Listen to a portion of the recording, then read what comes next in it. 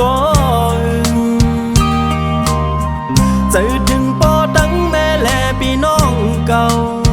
โอ้ยก็โอ้ยเซวันสนให้หน้าใจดีเกิดเป็นไล่พาดยันเหตุการณ์เล่งต้องในเมืองเปินถึงเมื่อเลี้ยวตั้งยังอันไปเต็มทนดึกป้องขาดใจจังไรห้องเป็นเสียงความผักถึงจู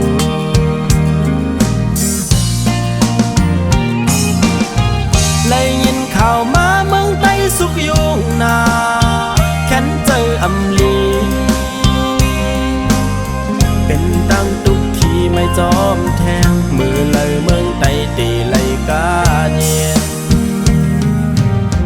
เจอเฮามาเหตุการณ์เดอานขึ้นเมื่อหอถึงสังว่าเมืองใต้เฮาเลยเศร้ากาเนียนเสลอดเพเคนเดอ่อนกันขึ้นปองไหวสายมือ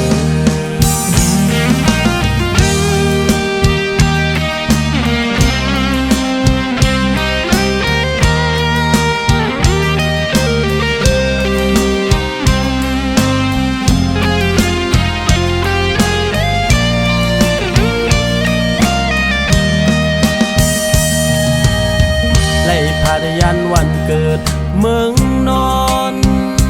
มาก่อนเจอถึงปอตั้งแม่แลพี่น้องเก่า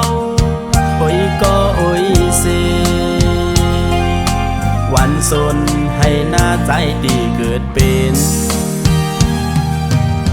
ไล่พาดยันเหตุการณ์เล่งต้องในเมืองเปิน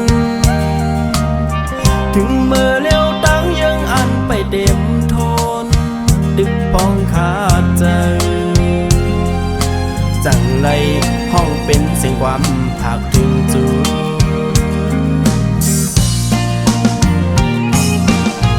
เลยยินข่าวมาเมืองใต้สุกยุงนา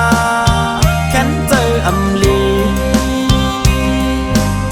เป็นตั้งตุกที่ไม่จอมแทงมือเลยเมืองใต้ตีเลยกาเนียนเจอเฮามาเหตุการณ์เดอานขึ้นเมื่อหอถึง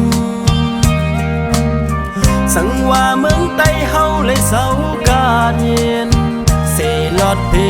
เคนเดอ่อนกันขึ้นปองไหวสายมือ